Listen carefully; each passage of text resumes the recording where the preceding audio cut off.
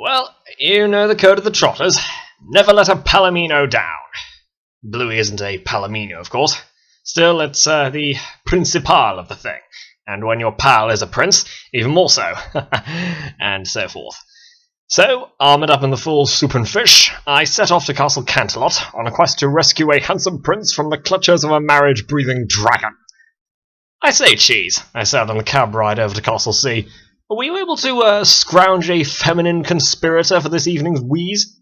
I had the opportunity to examine the guest list for the Grand Galloping Gala, sir, and I believe that I discovered a most suitable young lady. With the guest list? For the Grand Galloping Gala? How in Equestria did you manage that? I am a member of the Augean Club, sir, explained Cheese, an informal society of valets and other domestics. It is not uncommon for the guest lists of major social functions to be circulated among the members, so that one might anticipate and avoid uncomfortable encounters. Ah, greasing the gears of the gala, eh? Precisely, sir. The young lady I've selected to assist His Highness in this endeavour is a Miss Rarity of Ponyville. Ponyville? Oh, jeez, you disappoint me terribly. You aren't going to push some corn-fed rustic onto old Blooey, surely? Oh, no, sir, insisted Cheese strenuously. Cheese is a most even-tempered pony, nearly inert as a rule, but I dare say in that moment he became almost lifelike. The young lady in question is a most cultured and refined fashion designer that has lately gained a considerable reputation among the smart set. I have myself had the occasion to visit her establishment on my days off. In fact, the cravat that I'm wearing this evening is one of her neck creations. Oh, most stylish, Cheese. As is the young lady, sir. It was my thought, sir, that an out-of-town admirer would emphasize to Miss Orange the peril of amorous association with His Highness. Ah, Valencia versus Equestria, eh? An excellent thought, Cheese. Thank you, sir. Our cab came ashore off the coast of the castle. Cheese and I tumbled out. While Cheese paid off the cabbie, I looked around the old pile. Most picturesque, I thought. Unless I'm very much mistaken, sir, said Cheese, I believe Miss Rarity and her party are arriving. Good gracious, Cheese! Is that a large reptile driving their coach? I believe it to be an immature dragon, sir. A dragon? Quite posh, I must say. Though I hope they'll keep the beast on a leash. I recall 2 seasons ago when Winky Fignettle brought this manticore kitten to the festivities. Chewing on the furniture, hair in the punch bowl, the unspeakable thing it did in Lady Wickerbottom's hat. Disastrous. A most ill-considered adventure, sir. At this point, as so often happens at these get-togethers, a ferocious song and dance broke out.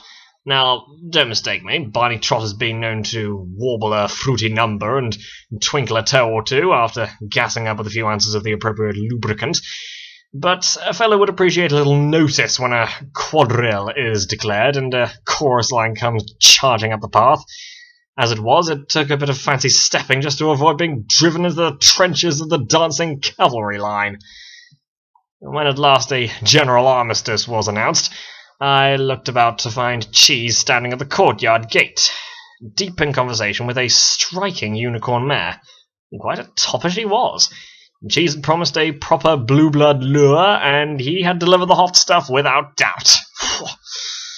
After a mow, the two parted company. Cheese flowed back across the lawn.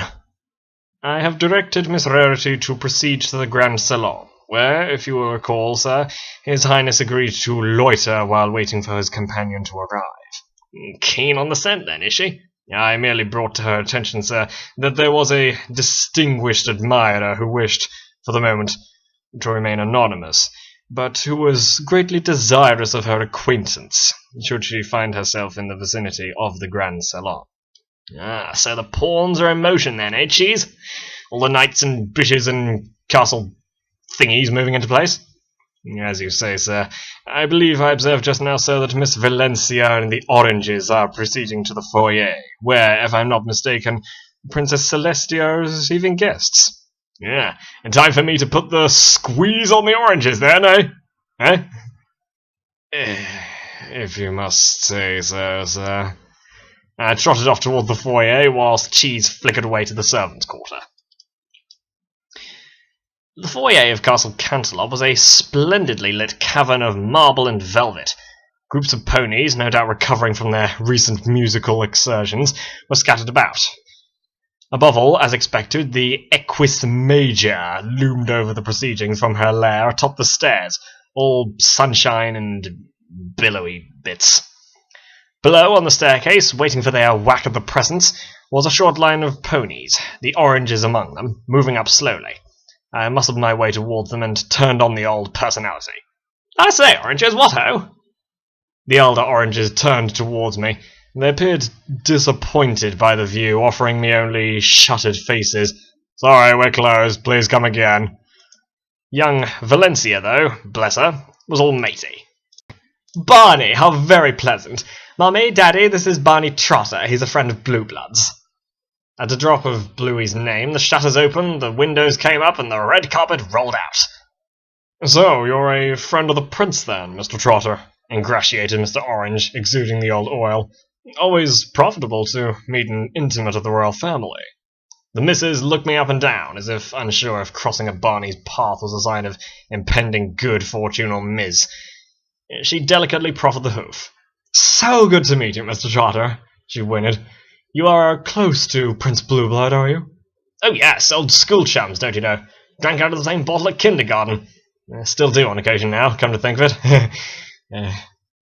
"So, your family is influential?" asked the mister with some eagerness. "Oh, absolutely. We Trotters have always been as tight as ticks with the royals.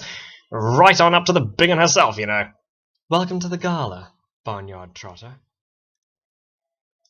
Princess Celestia's voice sang as a choir of harps. I froze like a cat caught in the creamery. I glanced up, following the wavy mane to her face and her vast violet eyes, now trained like searchlights on yours truly. What, your highness?" I croaked. "A nice day. That is, it was a nice day. Grand old sun, nice and roundish sort of thing. Good job, I say. A good day's work." Princess Celestia smiled at me.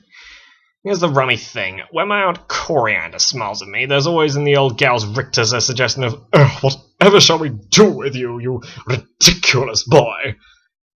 But when Princess Celestia smiles at me, there's something inside Barney Trotter's ribcage that warms right up and smiles back at her.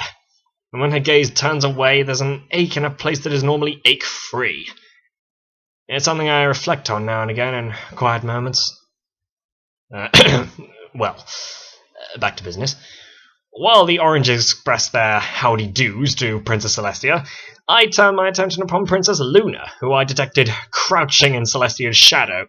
Now, this was more like someone my own size. When it comes to princesses, I think the half portion is the recommended dosage for Barney Trotter. Princess Luna, clad in her gown of night and stars, looked up at me with huge, timid eyes as one clearly unused to the bustle of crowds. Still glowing a bit inside, I cranked the charm up to maximum. "Barnyard Marengo Trotter, your highness," I declared, bowing smartly. "At your service." Good evening, sir," she replied quietly. "But I'm not royalty at all. I'm just Princess Celestia's apprentice." The poor thing was clearly deranged and uncertain of herself after a long isolation. The Trotter heart was moved. "Wonderful to have you back in old Canterlot," I offered consolingly. "Thanks, but I haven't been away from Canterlot that long." The princesses count time differently from us common folk, I thought. "Oh, days, weeks, centuries. How the time does slip by," I nodded knowingly. "Many's the time I've awakened from the post-luncheon nap and wonder where the day has gone." Right. Splendid finally seeing you here at the Grand Galloping G. I hope you'll be lighting up the night sky at many more." "Thank you, sir." Princess Luna smiled. Charming little squirt, this Luna. Happy to see her about the place, sincerely. I moved aside to let the oranges have their turn. Looking at Valencia, I contemplated my next move. Happily, a trotter is never at a loss for a stratagem. As the oranges broke free from the princess's orbit, I fell in beside Valencia. "I say, Valencia, have you seen old Blue Blood about?" "Oh no, Barney. Mummy, Daddy and I have only just arrived." "Well, here's an idea. Let's look for him together. Oh yes, Barney, let's. Perhaps the four of us should go, suggested Mrs. Orange uncertainly. Sound idea, darling, inserted the mister. I'd like a chance to discuss a few investment opportunities with the Prince, and with you as well, Mr. Trotter. Oh no, this wouldn't do. I pressed the old grapefruit. Stratagem, Trotter, stratagem! Oh, Daddy, no, trumpeted Valencia. Blue Blood and I will want a little time to ourselves. We'll have affairs of our own to see to, don't you think? I'm sure Barney will be sufficient escort. The four of us might be a bit ponderous. Ah, yes.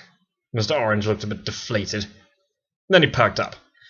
Well, perhaps later this evening then, Mr. Trotter. Victory! A trotter is never at a disadvantage. Let's go, Barney, cried Valencia. Tails up then. Righto!